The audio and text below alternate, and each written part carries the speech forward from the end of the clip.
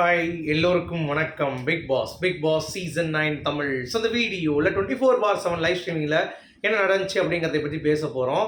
அட பாவில டே Sandra drama அப்படின்ற மாதிரி இப்போ ஒரு உருட்டிட்டு இருக்கானுங்க. அரோரா, சபரி, விக்ரம், அப்புறம் பிரவீன் ராஜ் உள்ளே வந்திருக்காருல, அவர் சில விஷயங்கள் பேசிகிட்டு இருக்காரு. அதை பற்றி தான் பேச போகிறோம். ஸோ வீடியோக்குள்ள போகிறதுக்கு முன்னாடி சேனலுக்கு புதுசாக கண்டிப்பாக சப்ஸ்கிரைப் பண்ணிக்கோங்க. வீடியோ மறக்காமல் ஒரு லைக் பண்ணிக்கோங்க. இப்போ நம்ம வீடியோக்குள்ளே போகலாம். ஸோ நான் ஏற்கனவே சொன்ன மாதிரி சாண்ட்ராவே மாற்றி பேசுது.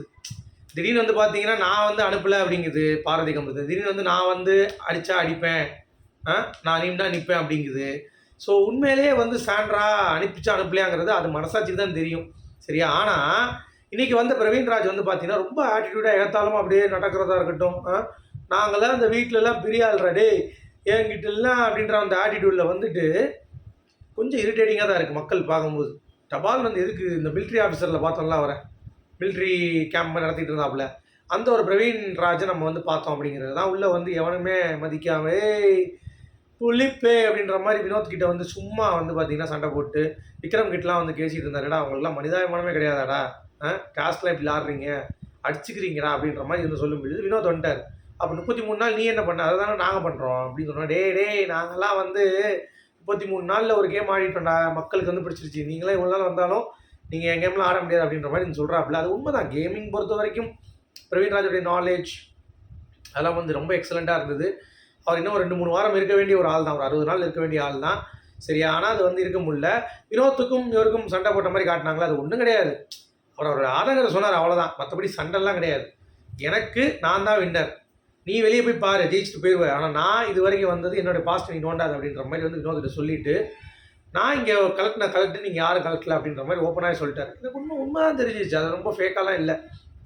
கேம் ஆடினது எனக்கு தெரிஞ்சு பார்வதியும் திவாகரும் அப்புறம் பிரவீன்ராஜன் தான்.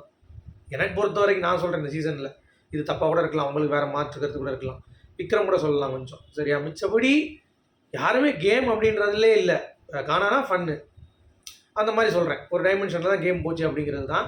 ஸோ இவர் இப்போ சொல்லிகிட்டு இருக்காரு அப்படிங்கிறது பார்க்க முடிஞ்சிச்சு. வந்தோடனே எல்லாருக்கிட்டையும் பேசிட்டு, காணானத்துக்கிட்ட இந்த மாதிரி பேசிட்டு, அரோரா நீ எல்லாம் எப்படி வந்தனே தெரில அப்படின்னோடனே அவள் சொல்கிறா பாருங்க, நீங்களாம் வெளியே போனாலும் தான் நான் இங்கே வந்தேன் அப்படின்ற மாதிரி. உண்மைதான், கரெக்டாக சொன்னான் அரோரா, சரியா?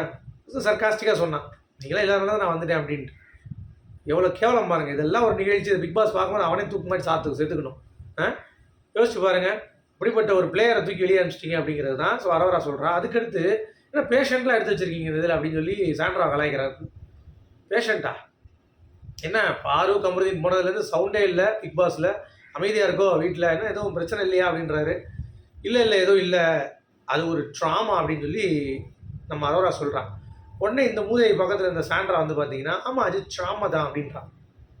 என்னமா நீ ட்ராமான்ற, பேனிக் அட்டாக்ன்ற, நான் அடித்தா அடிப்பேன்ற, வேணுங்கன்னே பண்ணேன்ற, அப்புறம் நான் இல்லைன்ற, எனக்கு தெரியாதுன்ற, வெளியே தான் போயிடுவாங்கன்ற, அவங்களுடைய செயலுக்கு தான் அவங்க வெளியே இருக்காங்கன்ற, இதில் எது உண்மை? Sandra is too much complicated அப்படின்ற மாதிரி எத்தனை பேருக்கு உணர்றீங்க? ஏன்னா எனக்கே பார்த்துட்டு ஷாக் ஆகிடுச்சு. இன்றைக்கி அப்படி சொல்லிட்டு இருக்காங்க.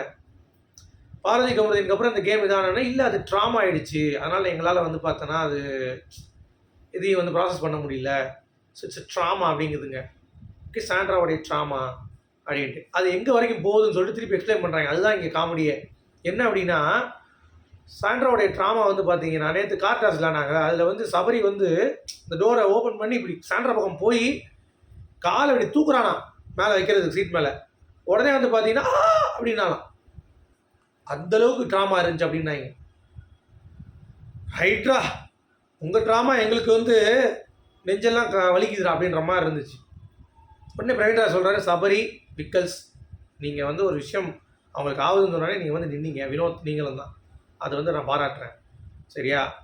அப்போ இனிமேல் நீங்கள் பேஷண்ட்டாக இருக்குன்னு தேவையில்லை, பேஷன்ஸாக இருந்தால் போதும் அப்படின்ற மாதிரி கலாய் பிரவீன்ராஜ். பேஷண்ட்லாம் வேணாம், பேஷன்ஸாக இருந்தால் போதும், பொறுமையாக இருந்தால் போதும் அப்படின்ட்டு. அப்புறம் ஓப்பனாக கலாய்ச்சி விட்டான். என்ன நீங்கள் உங்களை பார்த்தா நந்தினி மாதிரி இருக்குது, எனக்கு நந்தினி பண்ணுவாங்கல்ல அப்படின்னு சொல்லி ஒரு பிரச்சனை பண்ணிச்சு தெரியுமா வாரம், அந்த மாதிரி எனக்கு சாண்ட்ரா பார்க்க அப்படின்ற மாதிரி இருந்துச்சு அப்படின்னோடனே எனக்கு பயமாக இருந்துச்சு அப்படின்ற மாதிரி கலாய்ச்சி விட்டான், நடிக்கிற மாதிரி. உடனே அவள் ஜஸ்டிஃபை தரா, அதுக்கு அப்போ இது கிடையாது, நான் நைட்டு தூங்கிட்டு இருந்தேன், அப்போ முழிச்சோடனே கம்பெனி வந்தோடனே நான் கத்திட்டேன் அப்படின்ற மாதிரி சாண்ட்ரா இன்னும் முட்டு கொடுத்துட்டு இருக்கா. அவன் மனசாட்சிக்கு தான் தெரியும் என்னை பொறுத்த வரைக்கும், ஓகேவா? அவன் மனசாட்சிக்கு தான் தெரியும் அப்படிங்கிறது தான், சரியா? இதை நீங்கள் எப்படி பார்க்குறீங்கிறத சொல்லுங்கள். அடுத்து திவாகர் மனுஷன் ரொம்ப ஃபீல் பண்ணி அழுதுட்டாப்புல. அதான் ரொம்ப கஷ்டமாக இருந்தது. பார்வதி இருக்கிறப்ப யாரு கூட வந்து நிற்கலடா, ஒரு ஆள் கூட நிற்கலையடா, அந்த பிள்ளை தனியாக நின்று போச்சேடா. கமலுக்காச்சும் ஒரு 2-3 பேர் வந்தீங்கடா, பார்வதிக்கு யாருமே வரலையேடா. அந்த பிள்ளை இவ்வளோ கண்டென்ட் கொடுத்துச்சு, ஏதாவது பண்ணீங்களாடா. பிக் பாஸ் எதுவும் பண்ணான்னு ஒரே அழுக. அது மட்டும் இல்லாமல் யாருனாலும் மன்னிக்கிடுங்க பார்வதி. சாண்ட்ராவையும் திவ்யாவையும் அரோராவையும் மன்னிக்கவே கூடாது. ஏன்னா திவ்யாலாம் சாண்ட்ரா பற்றி ஒரு வார்த்தை பேசலை. அவள் அவ்வளோ தூரம் கேவலப்படுத்திட்டு இருந்தா, காமருதி அது இதுன்னு. இவ்வளோ தான் திட்டிகிட்டு இருந்தாள். அவளை அவள்கிட்ட ஒரு வார்த்தை பேசலை அந்த திவ்யா மூதேவிலாம். உங்களுடைய கருத்துக்கள் சொல்லுங்கள். மீண்டும் சொல்லுங்கள்.